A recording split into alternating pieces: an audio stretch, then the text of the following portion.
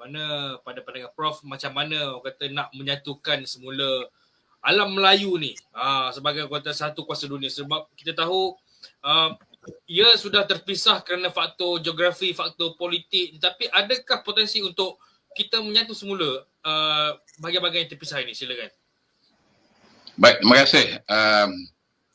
Menarik soalan yang akhir ni tapi saya ingin sebutkan sedikit tentang apa yang dibangkitkan oleh Prof Saliha tadi berhubung dengan Buddha tadi. Betul, benar isu apa dikatakan agama Buddha tu telah muncul lebih awal daripada Hindu Dan kita dapati bahawa apabila Profesor Emeritus Datuk Dr. Hassan Suhaimi daripada Institut Alam dan Tamadun Melayu UKM menyatakan bahawa sepanjang pengalaman beliau dalam bidang arkeologi ini, dalam cari gali ini, beliau tidak pernah terjumpa satu patung berhala yang disembah oleh orang Melayu. Beliau tidak pernah jumpa satu patung berhala yang disembah oleh orang Melayu, menunjukkan bahawa orang Melayu tidak menyembah berhala seperti mana yang dikatakan oleh orang-orang Hindu yang ataupun pihak yang mendakwa bahawa orang Melayu ni adalah daripada agama Hindu. Baik, saya beralih kepada apa yang dikatakan kesatuan dalam tajuk yang dikatakan tadi.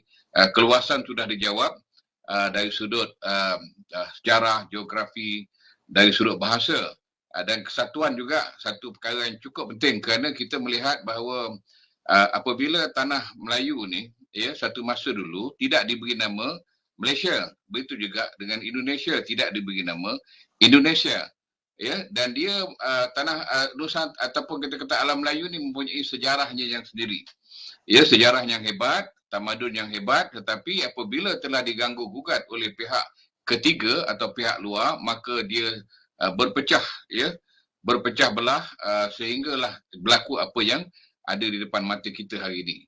Jadi kalau kita bayangkan sejarah daripada kerajaan dulu Sriwijaya, kerajaan Majapahit, kerajaan Langkasuka di sebelah atas, Selangor dan seumpama, semuanya berpusat di dalam alam Melayu itu. Mereka boleh merentas tanah, merentas air dan merentas tanah, merentas lautan. Kerana air adalah sebahagian daripada kehidupan kita, air adalah sebahagian daripada negara kita. Ketika itu disebut sebagai alam Melayu ataupun orang Indonesia menyebutnya sebagai Nusantara. Kalau balik kepada sejarah geosains, geosains menunjukkan bahawa tanah besar dulu merupakan gabungan Nusantara, gabungan tanah Melayu, Sumatera, Borneo, Filipina, termasuklah pulau-pulau lain di seluruh Indonesia ni dikatakan sebagai satu tanah besar. Tetapi apabila berlaku banjir besar, gempa bumi, maka sebahagian daripada tanah-tanah ini tenggelam, maka terjermalah pulau-pulau yang dikatakan sebagai pulau-pulau di alam Melayu. Jadi kalau kita lihat pada sejarah yang lampau, kita dapati Melaka lah umpamanya Melaka. Apabila Melaka diserang oleh Portugis, Belanda dan Portugis, kita dapati orang-orang daripada Jawa sanggup turun untuk membela orang-orang Melayu yang dalam rupa Melayu ni di tanah Melayu. Dan satu pantun yang cukup istimewa dan cukup popular yang kita selalu bacakan, iaitu kalau roboh kota Melaka, papan di Jawa saya dirikan. Kalau benar bagai dikata, nyawa dan raga saya serahkan. Menunjukkan bahawa orang-orang di Nusantara ni, di alam Melayu ni, bersatu hati, berpadu. Maknanya mereka tidak mengira sempadan, kerana masa itu tidak ada sempadan. Hanya selepas daripada kedatangan penjajah ataupun pihak daripada Eropah ni lah yang memecah belahkan negara yang dikatakan penduduk rumpun Melayu ni terpecah-pecah menjadilah etnik dan sub-sub etnik, dan menjadi bangga dan merasa teritorial, merasa ini daerah saya, ini barang saya, ini bukan barang kamu. Dan apabila ada sempadan, lagilah terserlah perbalahan dan juga konflik itu.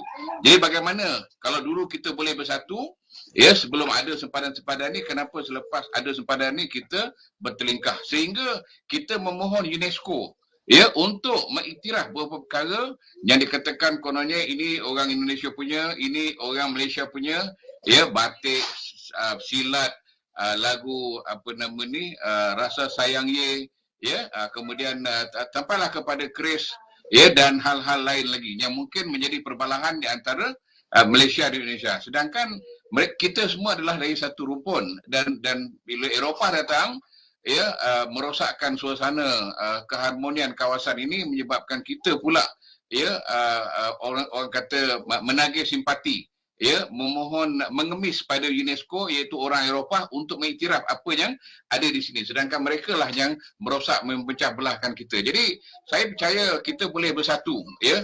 Antara perkara yang boleh dijadikan kesatuan kita ialah bahasa, iaitu lingua franca. Ya, bahasa Melayu adalah lingua franca, dan di zaman Sriwijaya, Majapahit maupun Melaka, bahasa Melayu lah yang menjadi bahasa perantaraan. Ya, orang yang datang daripada seluruh dunia yang melalui Selat Melaka itu menggunakan bahasa lingua franca untuk berniaga, berinteraksi dengan penduduk di alam Melayu.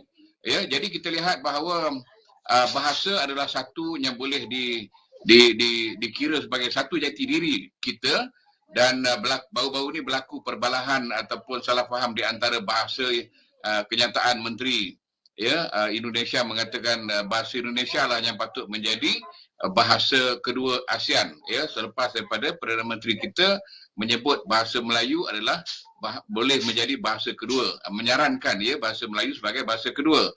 Kita tidak menyebut bahasa Malaysia kerana bukan milik Malaysia, tapi bahasa di seluruh alam Melayu. Ini satu perkara yang boleh kita satukan, dan cukup menarik juga bila orang tanya dengan saya, apa beza bahasa Melayu Indonesia dengan bahasa Melayu Malaysia? Saya kata cuba tengok lagu-lagu yang dinyanyikan oleh penyanyi di Malaysia dan lagu-lagu yang dinyanyikan oleh penyanyi Indonesia. Ya, bahasa logatnya, bunyinya sama, iaitu bahasa Melayu, bukan dialek, bukan etnik, tetapi satu lingua franca. Yang kedua ialah agama. Ya, jati diri alam Melayu ni kuat dengan agama atau kepercayaan. Tetapi kalau kita lihat dari segi peratusannya, memanglah, ya, Islam adalah satu agama yang boleh menyatukan penduduk di Nusantara atau kita kata alam Melayu ini, kerana ia adalah satu agama yang menyatukan akidah, ya, bermula dengan la ilaha illallah, yang disebut oleh Nabi Ibrahim, yang membawa syariat Nabi Ibrahim itu agama Hanif, iaitu la ilaha illallah wahdahu la syarikalah. Tetapi apabila Nabi Muhammad SAW datang, ataupun syariat Nabi Ibrahim, Nabi Muhammad SAW sampai ke Nusantara, alam Melayu ni bunyinya la ilaha illallah Muhammadur Rasulullah. Jadi sudah ada perubahan kalimah, tetapi tetap kepada Tuhan yang satu. Jadi mudah bagi orang yang sudah pun menganut satu tauhid, Tuhan yang satu di alam Melayu ini, dengan kalimat tauhid tadi, la ilaha illallah, bila datang syariat Nabi Muhammad, iaitu agama Islam, maka dia lebih mudah untuk serasikan dengan apa yang disampaikan oleh para mubalik apabila sampai ke Melaka, sampai ke utara, ya, utara Semenanjung, utara kita kata timur jauh, kemudian turun sampailah ke bawah. Baik, kemudian satu lagi perkara, kalau kita bayangkan, kita kembali kepada sejarah alam Melayu ni, ya, yang dulu sebelum ni tiada sempadan, sudah pasti kita boleh menyatukan antara Malaysia dan Indonesia, ya, sebagai satu fikrah yang sama, budaya yang sama. Dan kita lihat warisan budaya kita, Malaysia dan Indonesia ni maupun Brunei dan lain-lain ni, kita katakan ada banyak persamaan. Pertama, tentang makanan. Ya, kita banyak persamaan dari sudut makanan. Ya, rempah yang kita guna pun sama, cara masak pun lebih kurang sama, mungkin namanya berbeza. Yang kedua ialah busana pakaian kita pakai. Ya, batik ataupun busana tradisi yang dipakai oleh pelbagai etnik grup mempunyai kesamaan. Kita ada baju kebaya dan juga baju kurung. Ini semua banyak persamaan yang boleh kita katakan sebagai satu kesatuan, ya, dalam kita memperagakan misi perjuangan, kita katakan setiap negara ni, dua-dua negara ni, ya. Dan kita lihat senjata yang penting pada orang Melayu, jati dirinya ialah keris, ya, yang tak ada di negara lain. Negara lain mungkin ada meriam, pistol, mungkin ada yang lain, tetapi kita ada keris. Kalau di alam Melayu ni kita ada bedil. Bedil ni termasuklah pistol kecil atau meriam atau rentaka dan stringer dan seumpamanya. Jadi hal-hal tentang warisan budaya ni banyak persamaan yang kita boleh satukan, rapatkan hubungan di antara kedua negara dengan meruntuhkan sempadan itu. Dan kadang-kadang inilah yang menjadi masalah pada kita orang-orang di sebelah alam Melayu ni, sentiasa dicemburui, sentiasa dicari, diintai oleh pihak lain untuk memecah belahkan kita, iaitu pecah dan beretah. Dan semua orang tahu dalam dunia ni, ya, kawasan alam Melayu ni adalah kawasan maritim di mana berlaku perjalanan laut daripada timur dan barat dan mesti melalui kawasan dikatakan Selat Melaka, Laut Andaman turun ke bawah masuk Laut Cina Selatan untuk sampai ke utara ke Jepun. Ya, jadi tidak mereka mesti melalui ini. Jadi sudah tentu menjadi rebutan oleh banyak pihak, sudah tentu banyak pihak ada kepentingan untuk menguasai kawasan-kawasan ni. Hari ini kita dengar kapal-kapal perang sudah banyak ada di Laut Cina Selatan. China telah menguasai Spratly dan kawasan atas. Mereka pula berminat untuk meletakkan membuka satu pangkalan tentera di Laut Cina Selatan. Jadi kita lihat bahawa kawasan ini, kawasan maritim ni menjadi satu tempat yang amat penting. Dalam akhir zaman ni dikatakan misalnya kajian oleh RAND Corporation mendapati bahawa suasana yang besar akan berlaku. Peristiwa besar akan berlaku di sebelah alam Melayu ni, di kawasan Laut Cina Selatan. Jadi kalau kita lihat pentingnya Melayu dan juga penduduk etnik, penduduk maknanya rumpun Melayu ni, hendaklah ada satu kesatuan yang kuat dari sudut politik, supaya mereka dapat menangani permasalahan dunia yang cuba mengguna atau eksploitasi kawasan alam Melayu ini. Baik. Jadi akhir sekali saya percaya pemimpin negara boleh mengambil sikap yang lebih positif terhadap kesatuan ini dan tidak perlulah kita berbalah hal wayang kulit, lagu rasa sayang, silat keris dondang sayang, seni bela diri seumpamanya. Ini perkara kecil yang kita mengemis dengan UNESCO. Jadi pada masa akan datang kita harap biarlah kita sendiri yang mengiktiraf dan bukan pihak barat yang mengiktiraf kita dalam hal-hal warisan dan budaya. Terima kasih.